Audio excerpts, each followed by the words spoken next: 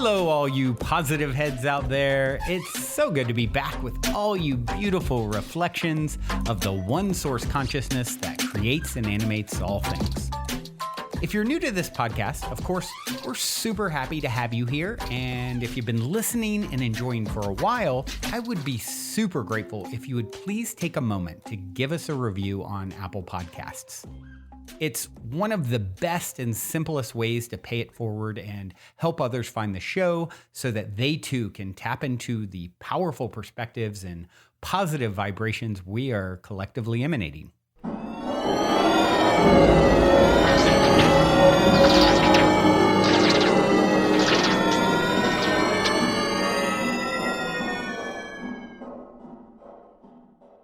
All right, all you positive heads, welcome back to another episode of the Positive Head Podcast. I am your host, Brandon Beecham. I've got Dalian the Alien here with me. Thank you for descending down to Earth, Dalian, and joining me today, sir. Quite welcome. Kind of you. I suppose. It's the least you can do. Now you're making me blush, figuratively speaking. Yeah.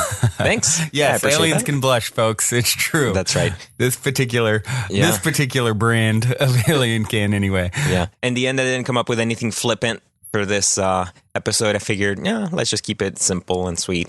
And you can always edit something in before we release it. Something super, super clever. No, that would only ruin the magic of what you just did. Thanks, my friend. See, you just created magic because that's what today's show is going to be about. So you didn't even really cue in on that. And so you created magic by a little bit of synchronicity. So there we have it. Ba-boom, boom.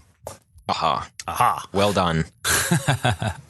So I just congratulated myself. Yes, there, so. You did, didn't you? Yes, aliens pat themselves on the back, folks. They're very self-confident, self-loving people. So let's see here. Let's get right in, my friends. I had thrown out on the last episode the deep burning desire to connect deeper with you guys. And the way that I would like to do that is anyone who is really willing to be vulnerable, who has an issue or a concern or would just like advice, anything like that, someone who is willing to kind of put themselves out there for not only for themselves, but for others that would like to connect directly with me and just interact, get my 2 cents or probably 5 cents in my case, because I usually have a lot to say. But what I would like to do with any of you guys is write in through the website, positivehead.com. Or you can even email me directly, brandon@positivehead.com. I get a lot of contact these days, so I will try and reply to everyone. I usually do. Sometimes it takes me a while. But what I'd like to do is just find someone, maybe starting out once a week or so, and just see how it goes. And, as the need arises, maybe do more. It just depends. But the idea, Dalian, of just connecting with people more and being able to sort of reach into their lives. And it's so easy with technology. I mean, you just get a Skype account, it's just audio, Skype, we connect, we set a time. I'll hit record and we'll talk, and then we'll edit it into the show. And not only will it, hopefully bring some benefit into your own life, connecting with me directly. And hopefully I will be inspired, and some very pertinent and good information will sort of flow through from me to you. But, also we'll put it out there to the world. And we all know that it's all reflections, right? So there will be many, many others who can relate to whatever your issue is. And hopefully they will benefit from it too. So I feel like this is a really cool way to sort of expand and further integrate and connect with the listeners. So, don't be shy, guys. Don't be shy. Drop us a line. Let's see. Moving into the show for today. So, as I alluded to, a lot of times with the show, I love to just see kind of what comes up in a given day. So we keep it pretty loose and what sort of pops on the radar, so to speak, whatever I'm feeling maybe sometimes that I'm going through personally, or Dalian's going through, or something that just sort of comes across my news feed and social media, or, it's really fun, like the other day, a question came in right before I was about to record. That's what I did the show on. I love the spontaneity of that. And today it came across my news feed. a post from Mark England. And Mark England, for those of you who are familiar, have listened to some older episodes, he is the founder of Procabulary. And if you haven't checked out that episode, I recommend going back and searching it, or checking out procabulary.com, I believe is his site. And very, very cool guy, very smart guy, talks a lot about the power of words and so forth. And actually, even if you go back, there's a discount code to sign up for his program, which I recommend. So, but anyway, Mark is, of course, my friend on social media. He posted something this morning that's from Alan Moore. And Alan Moore is, Dalen, that seems like someone you would know who it is. Yes, British writer, famous for quite a few V for Vendetta, fiction sagas. Exactly, Watchmen, which is like my favorite superhero movie. Yeah. So I knew you would know. That seems like someone like I would bet my life that you would know who that is. So he posted this really cool piece from Alan Moore, and I'm just going to read it to you guys. It's a little bit lengthy. It'll probably take me a few minutes, but it is what I would like to talk about today. So there's some confusion as to what magic actually is. I think this can be cleared up if you just look at the very earliest descriptions of magic. Magic in its earliest form is often referred to as the art, in quotes. I believe this is completely literal. I believe that magic is art, and that art, whether it be writing, music, sculpture, or any other form, is literally magic. Art is, like magic, the science of manipulating symbols, words, or images to achieve changes in consciousness. The very language about magic seems to be talking as much about writing or art as it is about supernatural events. A grimoire, for example, the book of spells, is simply a fancy way of saying grammar. Indeed, to cast a spell is simply to spell, to manipulate words, to change people's consciousness. And I believe that this is why an artist or writer is the closest thing in the contemporary world that you are likely to see to a shaman. I believe that all culture must have arisen from cult. Originally, all the facets of our culture, whether they be in the arts of sciences, were the province of the shaman.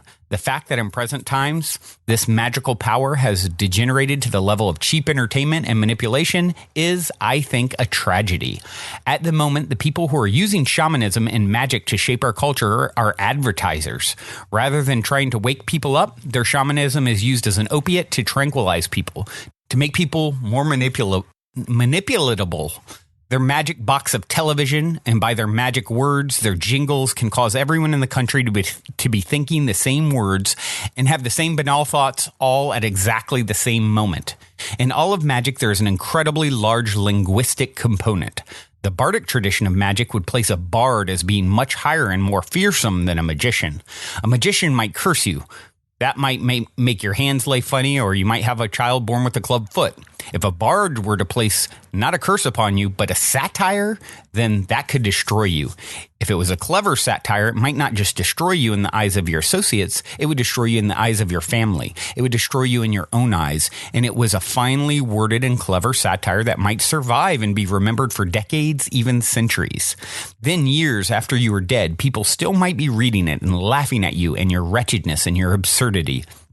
Writers and people who had command of words were respected and feared as people who manipulated magic. In latter times, I think that artists and writers have allowed themselves to be sold down the river. They've accepted the prevailing belief that art and writing are merely forms of entertainment. They're not seen as transformative forces that can change a human being, that can change a society. They are seen as simple entertainment, things that which we can fill 20 minutes, half an hour while we're waiting to die. It's not the job of the artist to give the audience what the audience wants. If the audience knew what they needed, then they wouldn't be the audience. They would be the artist. It is the job of artists to give the audience what they need. Alan Moore. So, wow, what an interesting piece, Bernie. Yeah. A lot to sort of spin off from there for sure. Yeah. Don't you think? Yeah, it is. Of course, I love the whole concept of spelling. Words are vibration, right? And you are casting an energetic spell. It's why it's called spelling. So when you speak, it is of the utmost importance to be aware of what you're saying. I think of things like, little things like people saying, I'll think of being at a festival, for example, and someone plays a great set. A DJ plays a great set, and someone's like, oh my gosh, he killed it. It's like, well, what is the energy of that word? And it's, of course, innocent enough. No one's meaning harm by it. It's meant to be positive, but really there's a lot of energy with that word. So, I've heard people say, kind of start to really pay attention to that. My friend Shane, who I've referenced quite often, is very conscious of words and how he's using them and what you're saying and forming them and choosing a different way. So instead of maybe saying he killed it, he healed it, right? I mean, it's a totally different feeling, and it seems a little less natural than what we're used to because, once again, as Alan talked about here, your culture is sort of, we've tuned into the magic box of television. We've been told what is what and how to say it and all these things, and we really need to sort of take a step back, unplug, and look at how we're using words and how sacred they really are. Everything is vibration, and these are the vibrations that we're using more than any other, is the words that come out of our mouth. Yeah, and really just the whole idea that artists, Brendan, are sort of the purveyors of some sort of spiritual life for the culture is just something that I believe for a long time, but I've really not even paid a lot of effective service to, because I can recall, just creating art here even more recently, but taking kind of like a, trivial mindset to it where it's just like sort of for my own amusement. I mean, there's no shoulds or shouldn'ts, of course, but just hearing Alan Moore's words, of course, reminds me so much of the potential for there to be something really profound there. And again, it's not like I'm going to try and sort of get preachy with my material, right? Or, try and paint or sell something that other people gotta buy in terms of like an idea. It's really more just about, I think I understand the essence of what he says when he says it's about the artist sharing what they are moved by, what they consider important in the moment, what they are inspired by, which in turn will inspire the masses. Yeah. Hopefully. Yeah. And it makes me also think of, we just so happen to have several channels coming up as interviews, as weekly interviews.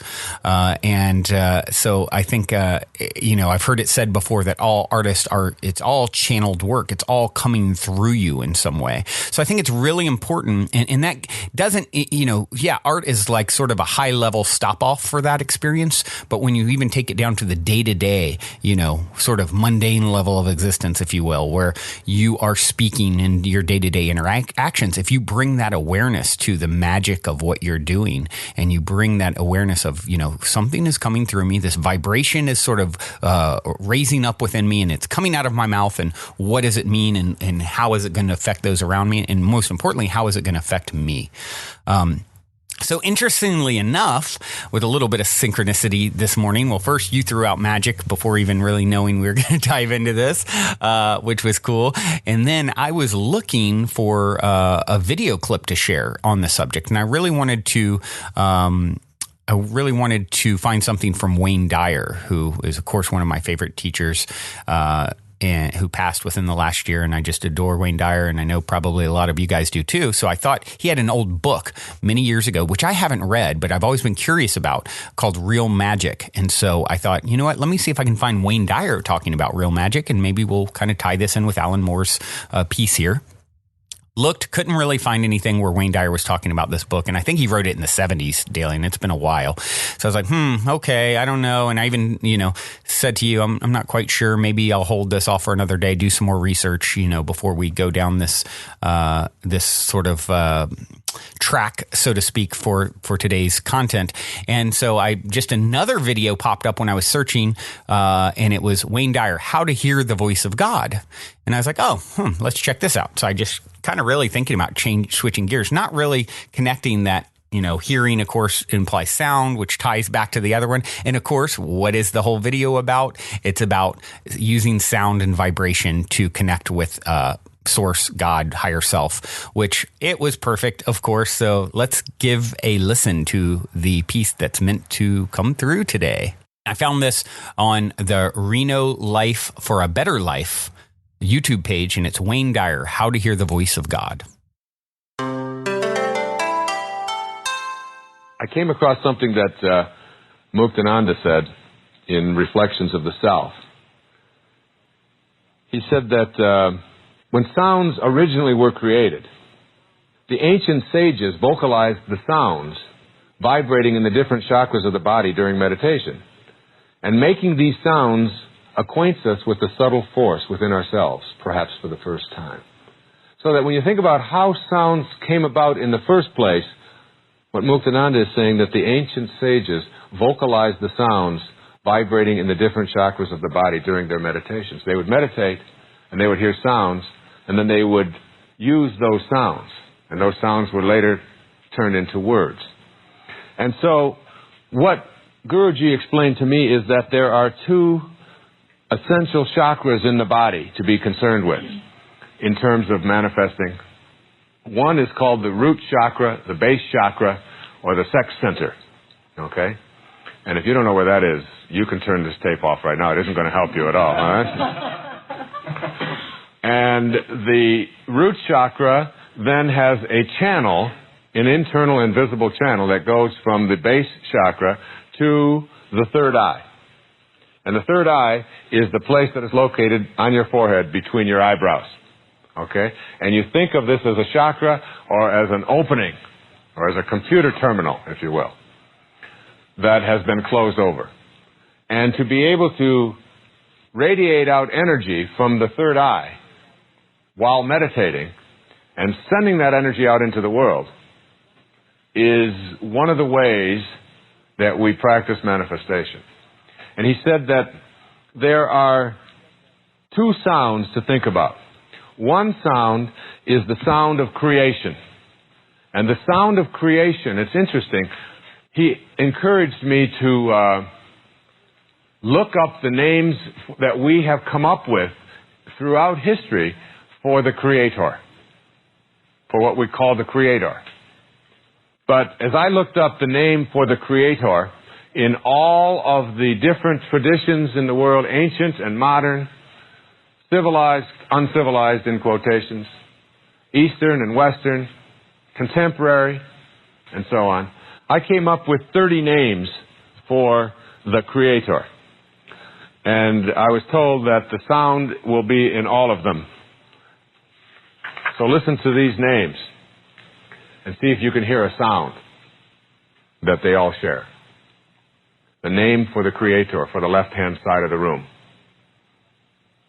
Ra, Krishna, Rama, Buddha, Wakantanka, Adonai, Brahma, Siddha, Ahura Mazda, Shiva, Jehovah, Mahio, Kami-sama, Nagyo, Kali Durga, Tat, Sugmad, Gayana, Mahanta, Mahavira, Anu, Koda, Akua, Atba, Nanak, Asanbula, Yahweh, God, Ato, Allah. And what is the sound that is with each and every one of these? Sound of Ah. This sound of creation, the sound of Ah, is the sound of God. And it is a vibration like everything else that is mediation between the world of matter and the world of spirit. And it is the only sound that you make that requires no effort. Creation is effortless perfection. So if you open your mouth and take in a deep breath and don't move your tongue or your lips or your teeth or your jaw, and watch my mouth as I am making sounds right now, and watch how things are moving, even though I don't know how I'm doing that. My nature is doing it. But nevertheless, my teeth are moving, my jaw is moving, my tongue is moving, my lips are moving, and as a result of all this movement, sounds come out. But when I open my mouth and I take in a deep breath of giving and receiving, and all of creation is giving and receiving. Every breath you take is a taking in and a giving back.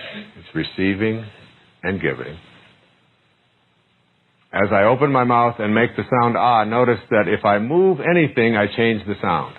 But if I move nothing, I have the sound of Ah, and it's the only sound that requires no effort. So it's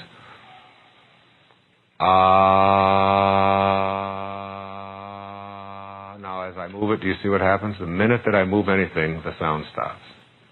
It's not an accident that this sound is in the names for all creators, because sounds originated with ancient sages vocalizing what they heard in their meditations. This sound of Ah. It is the repetition of the sound of God. And Muktananda, in Reflections of the Self, when he was teaching his students, said, with eyes brimming with love, sing his name. All inner mysteries will be disclosed. Every bird and plant will reveal itself to you as Brahman. The knowledge of Vedanta will manifest everywhere. O dear one, keep chanting God's name. While sitting or standing or involved in the world, never forget him. Unite your mind with the self. The way that you unite your mind, which is on the left-hand side, with the self, which is on the right-hand side, the way that you do this is through the use of the sound of Ah. I ask you very early in this program to think of something that you would like to be able to manifest if you knew you had this power, if you knew it, if you had been taken out of your tribe and raised in a place where doubt was not possible, and you knew you had this power, what would it be? Would it be a healing? Would it be a promotion? Would it be a divine relationship? Would it be abundance? And people say to me, you telling me, Wayne, that if I do this, I can win the lottery? Is that what you're saying?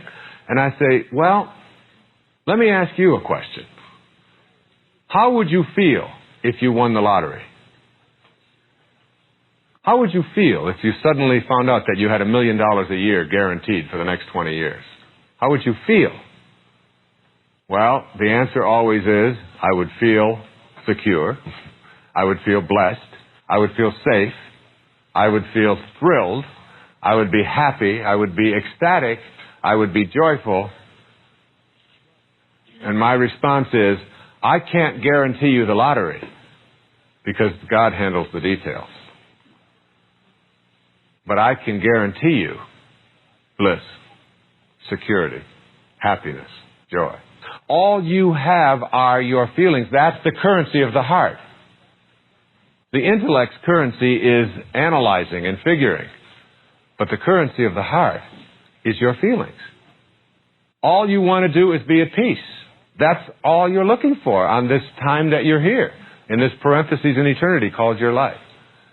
So what you do as you think about what you would like to manifest in your life is you take your attention off of it and put your attention on its essence, on the feeling that you will have as it begins to manifest. Okay? So you're not thinking about it showing up as much as how I will feel when it does, however it does, whenever it is supposed to. All right? You are participating in the act of creation. You are detaching from the outcome.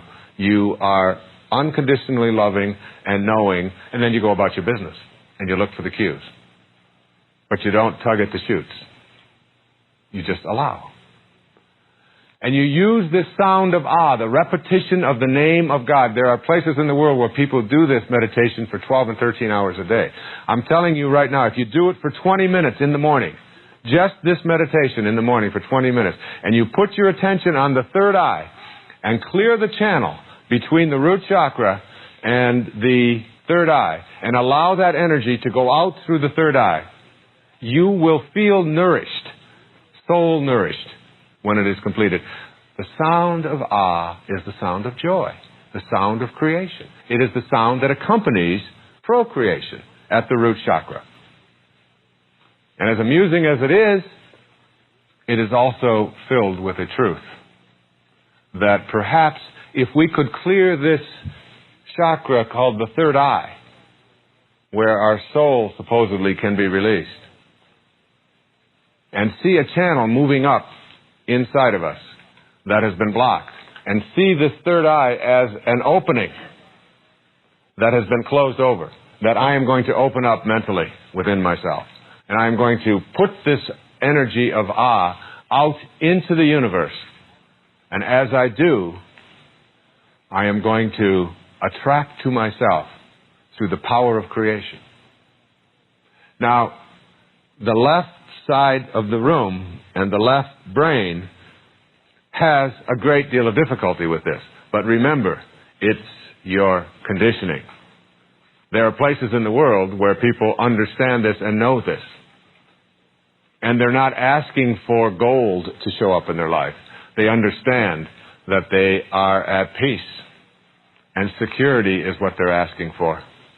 And however that security shows up is fine. And there are people in the world who have no gold, like Sun Kwar, the servant, but who are at peace and secure and fulfilled.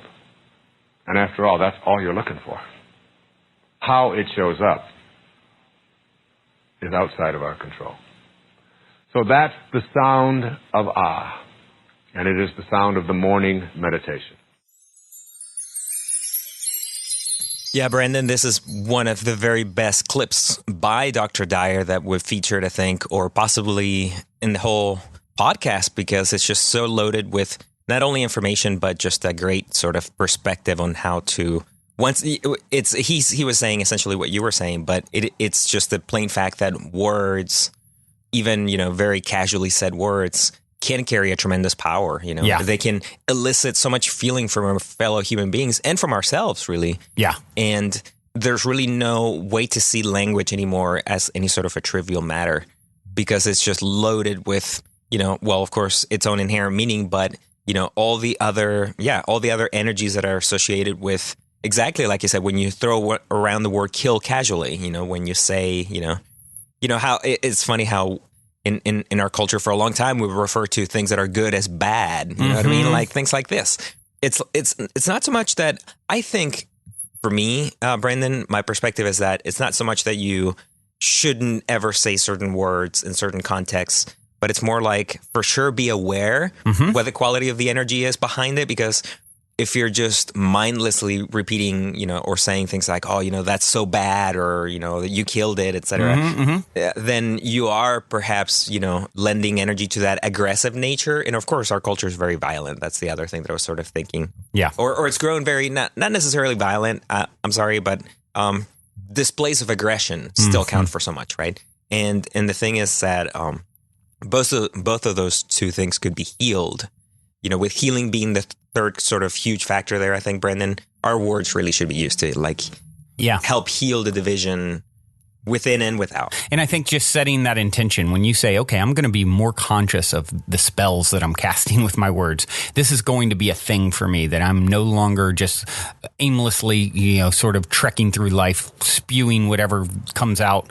I'm going to bring intention and awareness to each moment and how I'm using my words, and just getting into that sort of, vibrational field, that in alignment with that idea, that aim, I believe very firmly is going to be just like a huge sort of graduation step for anyone that chooses to do that. I know, I'm inspired to be more and more aware as we talk about this, and as I heard, Wayne Dyer's talk, and what a fascinating concept Muktananda talked about.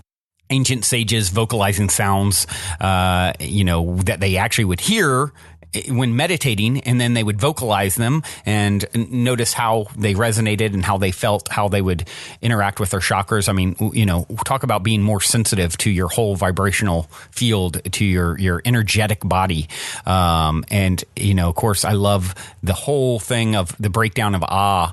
It was cool because I was sitting here trying to make another sound other than Ah, with my mouth completely in its most relaxed, no effort state. And what a great sort of tie-in and reflection of how effortless, when you're in the flow with higher self or source, how your life should be, right? It should be effortless.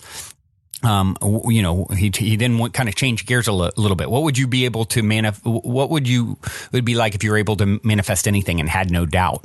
And he gives a really, really another great, like you said, so much good packed in information here. He talked about not let go of the details. I can't guarantee the lotto. God has the details, but I can guarantee bliss or peace. That's what you're looking for anyway. I can guarantee that you can get into the vibrational zone of what it would feel like to hit the lotto right now. And that is taking the shortcut to what you want to do and what you want to experience. Take your attention off the details and change to feeling its essence, and don't get caught up on the cues along the way. Just allow. Yeah, to me, that's in part what justifies his sort of, or my understanding that getting caught up in the words themselves isn't necessarily even the point. It's really more like understand the essence of what it is that you're saying. Yeah, because he does stress that whole concept of knowing what you're trying to achieve sort of with your language and, really in every moment, right? Bringing that quality of presence and awareness to everything you do. So when you're communicating with another human being, that's why you're using words in the first place, right? Yep. What is the intent, the sort of underlying intent of that communication beyond expressing some sort of need or et cetera, relaying a basic message? You want to feel good, and you want to feel good with this person, right? So yeah, just that essence of knowing you always want to bring that, you always want to feel good, heal the division, connect with the essence of what, again. Ease the tension. Yeah, you're trying to do, and the other person.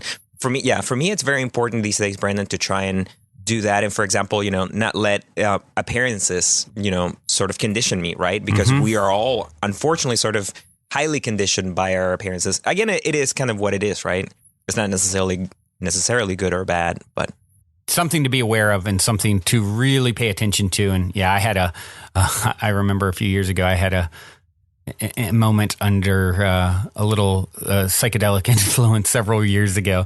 And the whole thing that really came forward to the front and center of my consciousness and was easing the tension. My job is to ease the tension in any of my interactions with someone else. And you can utilize words to do that. And of course, I instantly think of the Adam Sandler movie. Oh yeah, I have to think of what's his name, Chubbs. What is that, Happy Gilmore? Yeah. Oh man, ease the tension, baby. Just easing the tension.